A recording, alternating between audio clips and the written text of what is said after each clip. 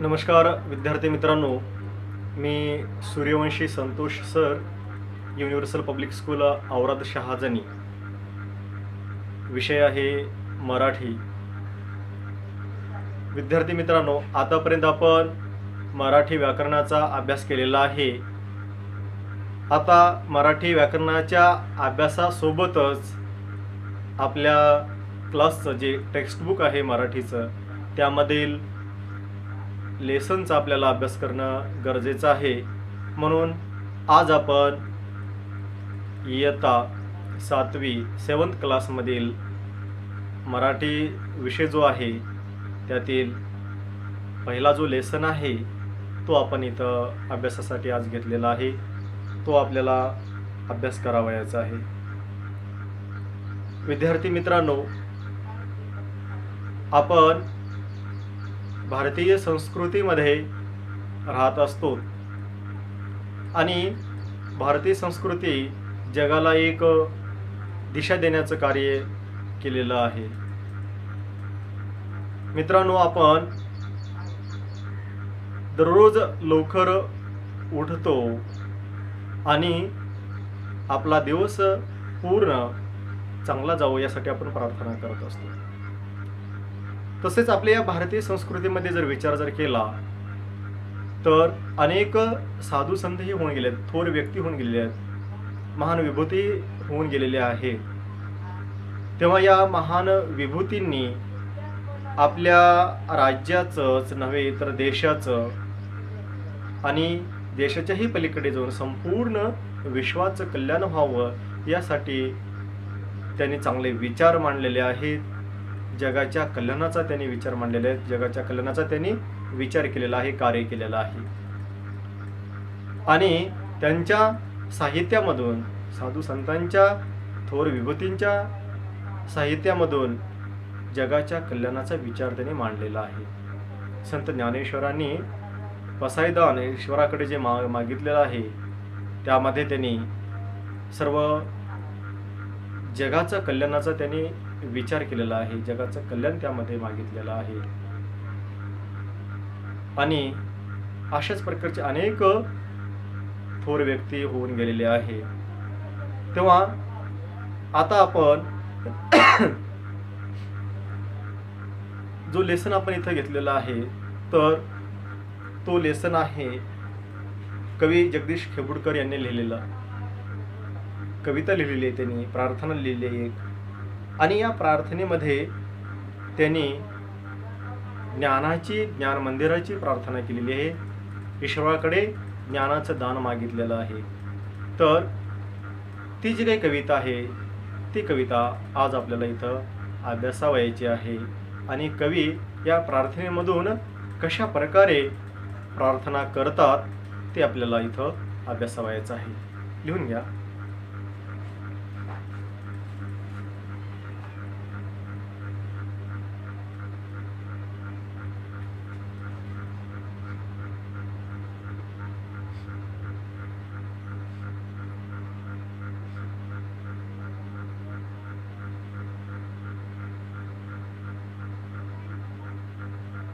कविता पहिली प्रार्थना आहे.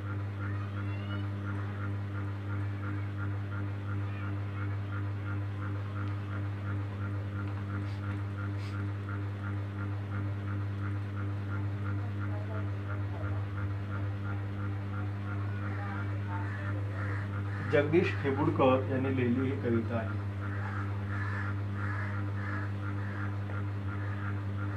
जगदीश खेबुडकर.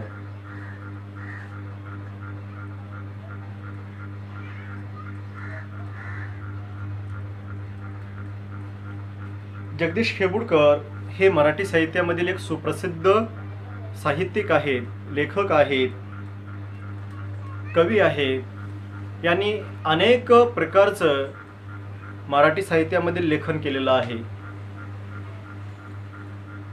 तसेच त्यांनी काही गीत लेखन केलेलं आहे.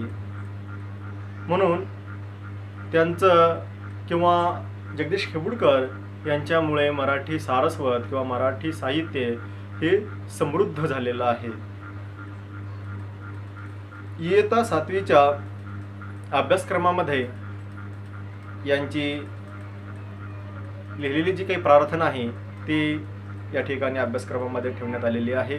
तर या कवितेचाही आपल्याला इथं अभ्यास करावयाचा आहे. विद्यार्थी मित्रांनो, या कवितेमध्ये कवीने निर्मळ मनाने या ठिकाणी एक प्रार्थना केलेली आहे. ही प्रार्थना ज्ञान मंदिर ईश्वर यांच्याकडे केलेली ही प्रार्थना आहे आणि ती ज्ञानप्राप्तीसाठीची जी प्रार्थना आहे ती इथं केलेली आपल्याला दिसून येऊ शकते. तर ही जी कविता लिहिणारे जगदीश कबुडकर आहेत, यांचा कार्यकाल म्हणजे जन्म 1932 यांचा जन्म असून यांचं 2011 पर्यंत यांचं कार्यकाल राहिलेला आहे. आणि मराठी साहित्यामधील ज्यांना अग्रगण्य असं स्थान असेल तर जगदीश कबुडकर यांना आहे. तेव्हा यांची जी प्रत्यक्ष आपण कविताच इथं आपण अभ्यासूया. सुरुवातीला आपण ही जी काही कविता आहे ही कविता आपण गेय स्वरूपामध्ये एकदा वाचन करूया. जेवढं आपल्याला शक्य होईल त्या पद्धतीने आपण या कवितेचे इथं वाचन करूया. विद्यार्थी मित्रांनो, ही कविता पहिलीच कविता आपल्या टेक्स्टबुकमधील आहे. तरी ही कविता सगळ्यांनी अगोदर आपल्या डोळ्यासमोर ठेवावी आणि ही कविता गेय स्वरूपामध्ये आपण स्वतःही म्हणण्याचा प्रयत्न करावा, म्हणावा. प्रत्येक त्या शब्दामधील असणारा जो काही उच्चार आहे तो उच्चार व्यवस्थित केला पाहिजे आणि ही कविता मधील असणारे जे काही शब्द आहेत त्याचे जे काही अर्थ आहेत ते अर्थही समजून घेऊन ही कवितेचं वाचन करणं गरजेचं आहे. इथं कवितेचं मी सादर करतो. प्रार्थना, जगदीश कबुडकर यांची ही कविता. नमस्कार माझा या ज्ञान मंदिरा, नमस्कार माझा या ज्ञान मंदिरा, सत्यम शिवम सुंदरा, सत्यम शिवम सुंदरा. नमस्कार माझा या ज्ञान मंदिरा, नमस्कार माझा या ज्ञान मंदिरा, सत्यम शिवम सुंदरा, सत्यम शिवम सुंदरा. शब्द रूप शक्ती दे, भाव रूप भक्ती दे, शब्द रूप शक्ती दे, भाव रूप भक्ती दे.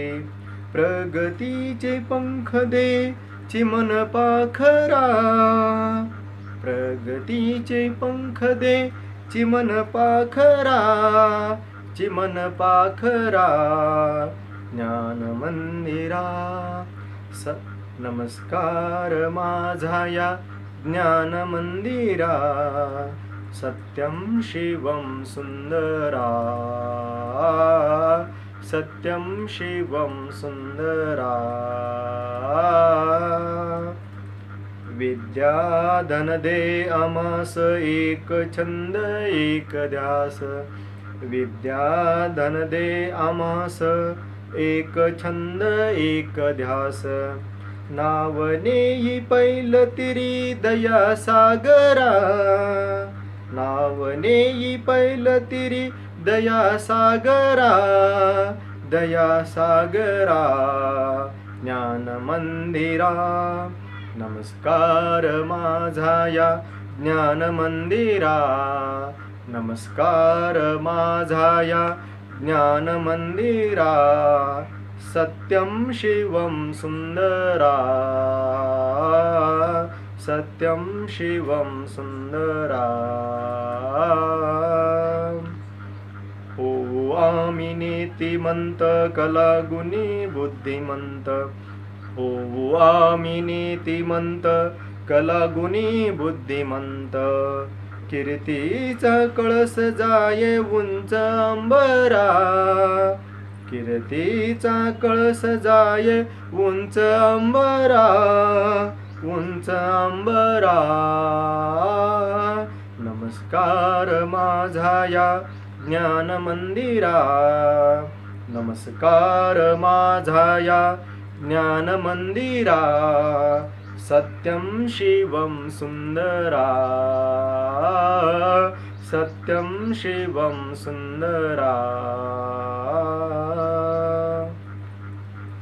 ही जगदीश खेबुडकर यांची असणारी ही कविता आपण इथं गेय स्वरूपामध्ये गाण्याचा आपण इथं प्रयत्न केलेला आहे. विद्यार्थी मित्रांनो, यामधील असलेला प्रत्येक शब्द त्याचा अर्थ समजून घेऊन आपल्याला वाचन करणं गरजेचं आहे.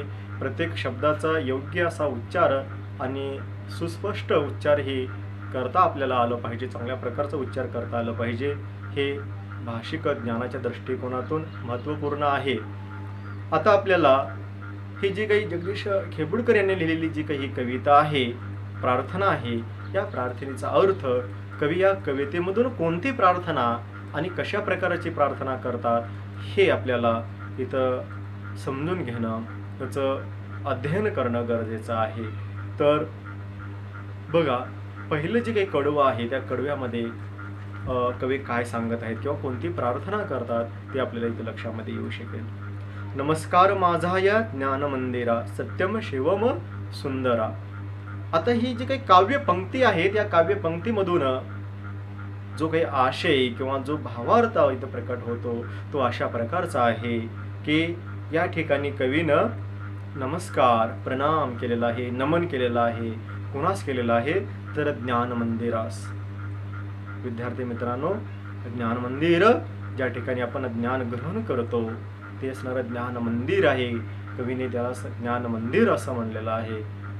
आणि निश्चित ते आहेच, कारण ज्या ठिकाणाहून आपण ज्ञान घेतो तर ते ज्ञानाचं मंदिर आहे. आणि हे ज्ञान मंदिर जे काही स्कूल्स असणारे, आपले शाळा, महाविद्यालय इत्यादी असणारे विद्यापीठ वगैरे सर्व हे काय आहे, ज्ञान मंदिर आहे. आणि मग इथं कवी काय म्हणतात की नमस्कार माझा या ज्ञान मंदिरा, हे असं ज्ञानाचं दान करणार आहे किंवा ज्ञान ज्या ठिकाणी मिळणार आहे या ज्ञान मंदिरास माझा नमस्कार असो. सत्यम शिवम सुंदरा, आणि सत्य शिव सुंदर म्हणजे हे ज्ञानच सत्य शिव सुंदर आहे. आणि ईश्वर हे कसं आहे तर सत्य शिव सुंदर असं आहे. सत्य हेच ईश्वर आहे आणि ते सुंदर आहे. म्हणजे त्या काव्यपंक्तीचा अनेक अर्थता निघत असतो किंवा काव्य म्हणजेच अनेक अर्थता त्यामध्ये दडलेली असते. आणि म्हणून इथं कवीने ज्ञान मंदिराला नमस्कार केलेला आहे, नमन केलेला आहे, प्रणाम केलेला आहे. आणि जे काही सत्य जे आहे तेच शिव आणि सुंदर आहे, ईश्वर आहे. आणि ईश्वर हे सगळीकडे सुंदर आहे. आणि तसेच हे ज्ञान हे सुंदर आहे. ज्ञानाची उपासना केली पाहिजे. आणि ज्या ठिकाणाहून ज्ञान मिळतं ते ज्ञान मिळण्याचं ठिकाण म्हणजेच काय आहे, ज्ञानाचं मंदिर आहे. अशा प्रकारचं अर्थ या काव्यपंक्तीमधून कवीने व्यक्त केलेला आहे. शब्दरूप शक्ती दे, भावरूप भक्ती दे. बघा कवी काय म्हणतात, कसली शक्ती दे. इथं कवी प्रार्थना करतात. काय प्रार्थना करतात की शब्दरूप शक्ती दे. मला कशा प्रकारची शक्ती पाहिजे, शब्दाची शक्ती पाहिजे. मला शब्द रूपाची शक्ती मला पाहिजे. विद्यार्थी मित्रांनो, आपण महाराष्ट्रामध्ये राहतो आणि महाराष्ट्र भूमी ही संतांची भूमी असं म्हणण्यात आलेलं आहे. तेव्हा संत तुकाराम महाराज, ज्यांना संत शिरोमणी असं म्हणलं जातं, आणि संत तुकाराम महाराजांची जी काही व्यापकता, महानता आहे ती आकाशाहूनही मोठी असं संत तुकाराम महाराजांची व्यापकता, महानता सांगण्यात आलेली आहे. तर ते संत तुकाराम महाराज काय म्हणतात की आम्हा घरी शब्दाची रत्न, असं त्यांनी एका अभंगामध्ये म्हणलेलं आहे. म्हणजेच त्यांच्याकडे कोणते रत्न आहेत तर हे शब्दांचे रत्न आहेत. आणि शब्दच आमचं धन, शब्दच आमचे रत्न माणिक जे काही आहे तर हे शब्दच आहे. अशा प्रकारची उपमा त्यांनी सुद्धा शब्दांना दिलेली आहे. आणि इथेही जगदीश खेबुडकर हे मला अशी शक्ती पाहिजे की शब्द रूप शक्ती, मला शब्दांची शक्ती, मला शब्द शक्ती मला पाहिजे आहे आणि हे मला शब्द रूप शक्ती असणारी भगवंता ईश्वरा मला द्या, असे इथं कवी या काव्यपंक्तीमध्ये प्रार्थना करतात. शब्द रूप शक्ती दे, भावरूप भक्ती दे. आणि मग ते काय म्हणतात, शब्दांची मला शक्ती दे, शब्द रूप शक्ती दे, भावरूप भक्ती दे. आणि या शक्ती सोबतच माझ्यामध्ये भावरूप असणारी भक्ती दे. भाव, श्रद्धा ही अत्यंत महत्त्वपूर्ण गोष्टी आहेत. आणि कोणत्याही कार्यासाठी मनामध्ये भक्ती असणं महत्त्वाचं आहे, श्रद्धा असणं महत्त्वाचं आहे, तेव्हाच ते कार्य पूर्णत्वास जाऊ शकतं. आणि भावरूप भक्ती ही मला हवी आहे, ती मला भावरूप भक्ती दे, म्हणून अशी प्रार्थना इथं कवी करतात.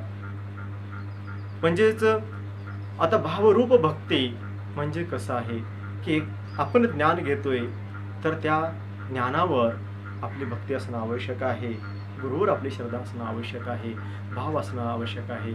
म्हणजेच कोणतंही कार्य करायचं जर असेल तर आपल्या मनामध्ये त्या कार्यासाठी आपल्या मनामध्ये श्रद्धा असणं महत्त्वाचं आहे, भाव असणं महत्त्वाचं आहे, त्याच्यावर विश्वास आपण ठेवला पाहिजे. तेव्हाच आपण ते ज्ञान आपण ग्रहण करू शकतो, ते असणारी शक्ती आपण ग्रहण करू शकतो. म्हणून इथं भावरूप भक्ती दे असंही इथं कवीनं म्हणलेलं आहे. प्रगतीचे पंख दे चिमन पाखरा, शब्दरूप शक्ती दे, भावरूप भक्ती दे, आणि काय दे, प्रगतीचे पंख दे. कशा प्रकारचे पंख पाहिजेत? प्रगती, विकास, डेव्हलप झाला पाहिजे, अनेक प्रकारचा आमचा विकास झाला पाहिजे.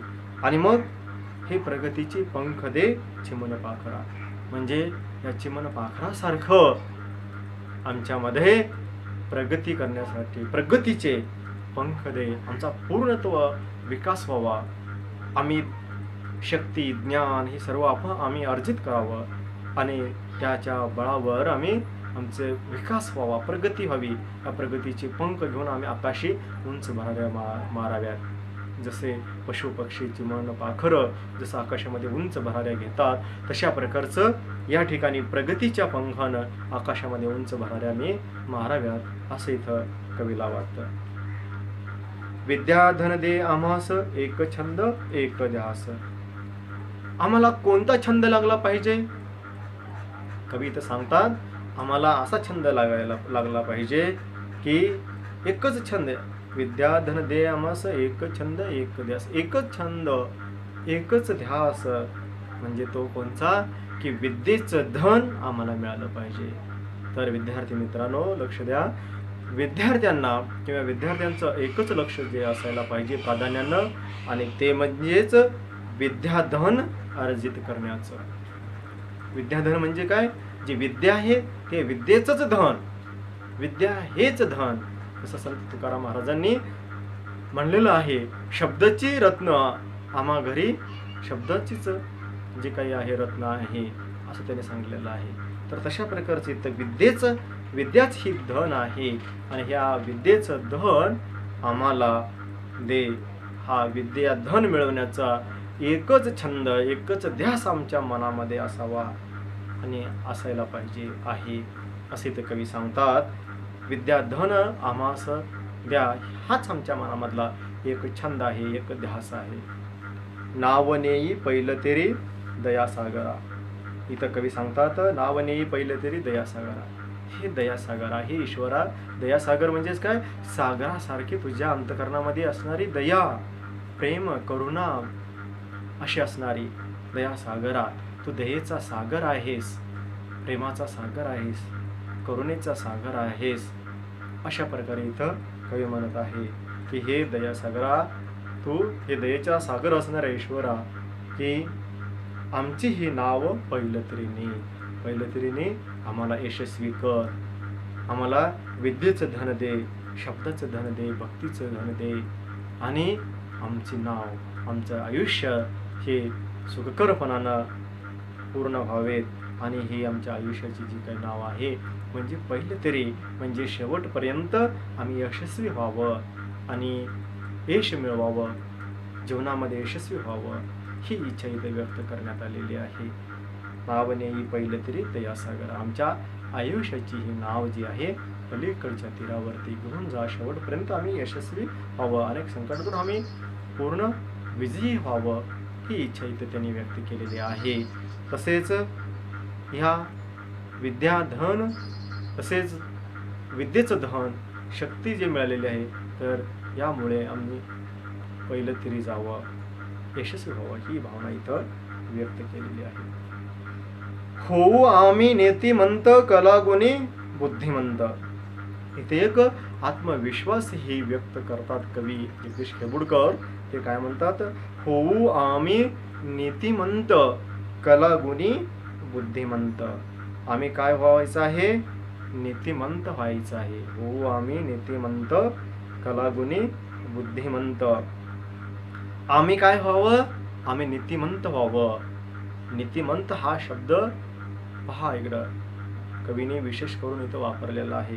मित्रांनो, आपल्याकडे ज्ञान भरपूर आहे, पण त्या ज्ञानाचा उपयोग जर समाजाच्या कल्याणासाठी, इतरांच्या कल्याणासाठी, प्राणीमात्रांच्या कल्याणासाठी जर आपण उपयोगात आणू शकलो तर त्याचं सार्थक होतं. नाहीतर आज खूप ज्ञानी असणारे सुद्धा आपल्याला पाहायला मिळतात, पण ते आपला स्वार्थ साधण्यासाठी त्या ज्ञानाचा उपयोग करतात. म्हणून तसं ज्ञान काही कामाचं नाही आहे. आज मोठमोठे जे काही सायंटिस्ट ही असं आपल्याला दिसून येतात, वैज्ञानिक, संशोधक आणि असे काही लोक, किंवा आज ज्यावेळेस आपण बघा, ज्यावेळेस आपण न्यूज पाहतो, न्यूज वाचतो, तर आपल्या दृष्टीस असं येतं की खूप उच्च शिक्षित असणारे काही व्यक्ती आहेत ते की त्यांच्या ज्ञानाचा उपयोग लोकांचा विध्वंस करण्यासाठी वापरण्यात आलेला आपल्याला दिसून येतं. तसेच स्वतःचा त्यामधून फक्त स्वार्थ साधण्याचा अवलंब त्या ज्ञानाचा केलेला आपल्याला दिसून येतो. म्हणून इथे ज्ञानच आहे हे आपल्याला महत्त्वपूर्ण नाही किंवा आवश्यक नाही आहे. ज्ञान तर आपल्याकडे असणं आवश्यक आहेच, पण ज्ञानासोबत नीती असणं हे अत्यंत महत्त्वाचं आहे. नुसतं ज्ञान ही घेऊन उपयोग होणार नाही आहे, कारण त्या ज्ञानाचा जर उपयोग आपल्या स्वार्थासाठी जर आपण करत असलो तर मात्र ते ज्ञान उपयोगी होणार नाही आहे. बरेच ज्ञान घेतलेले असणारे बुद्धिवंत लोक असे आहेत की आतंकवादी कारवायामध्ये मग्न असलेले आपल्याला दिसून येतात. म्हणजेच त्यापासून मानव जातीलाच नव्हे, सर्व प्राणी मात्राला त्यांच्यापासून हानी पोहोचलेली आपल्याला दिसून येते.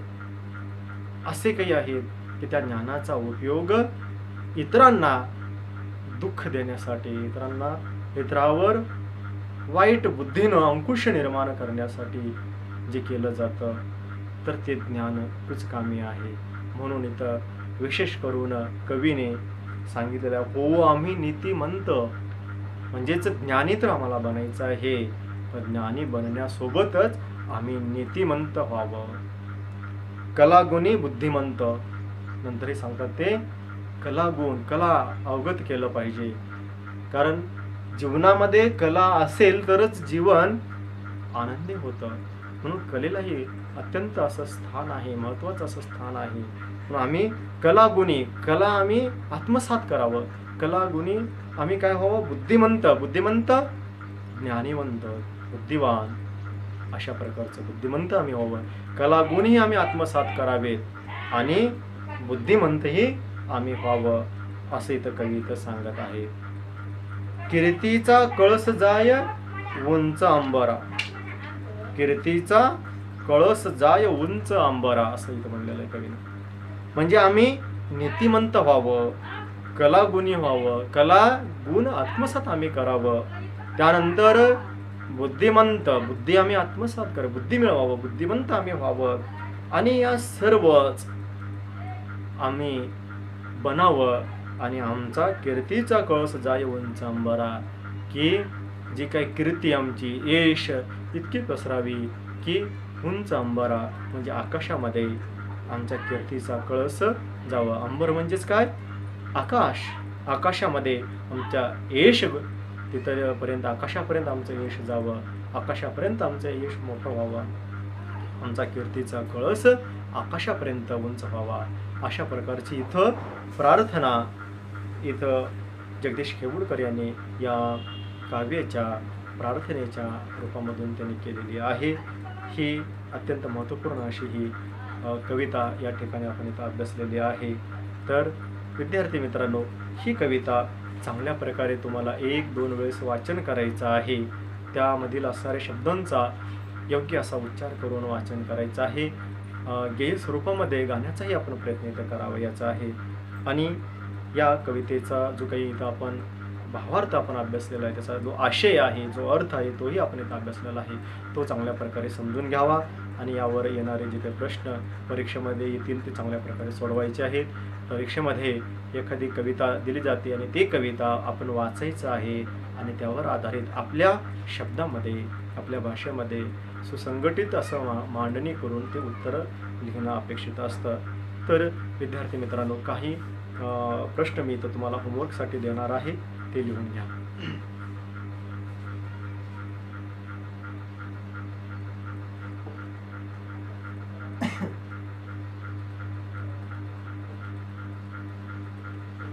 प्रश्न पहिला.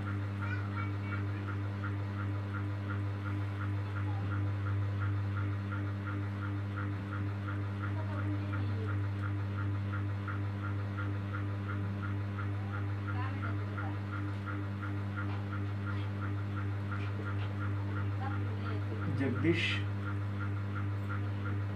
खेबुडकरांचा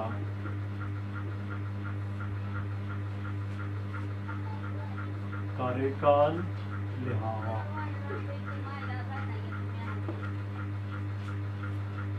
दुसरा प्रश्न. कवी कोणाला नमस्कार करतात?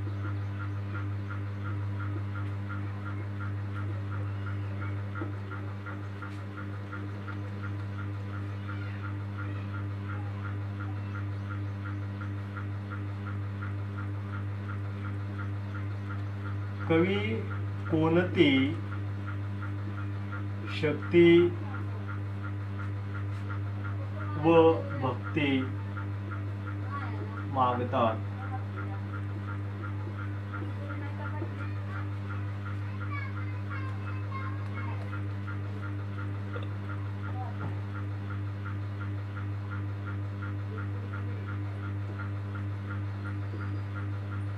कशाचे पंख कवी मागतात?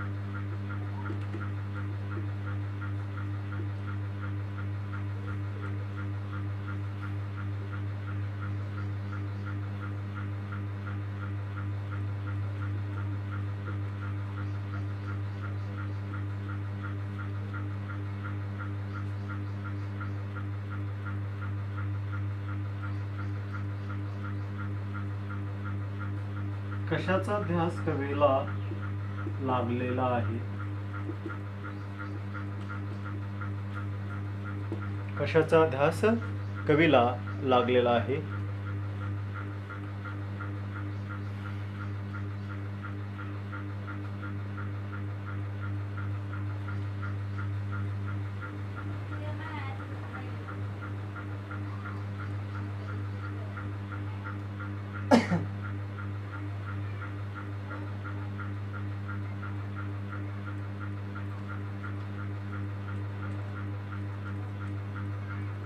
आम्ही कसे होऊ असे कवी म्हणतात? असे कवी म्हणतात. आम्ही कसे होऊ असे कवी म्हणतात.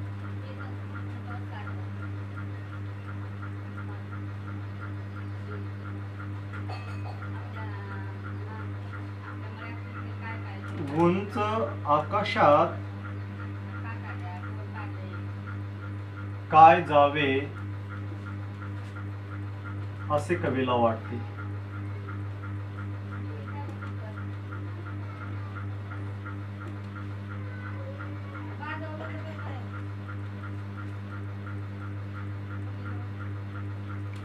या कवितेतील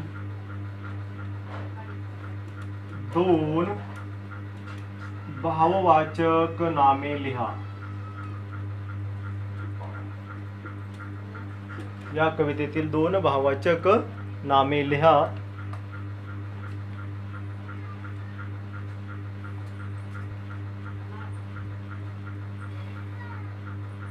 या कवितेतील 2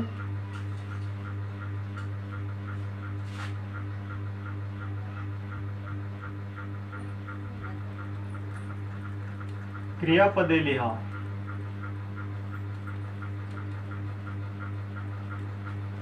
दहावा प्रश्न आहे,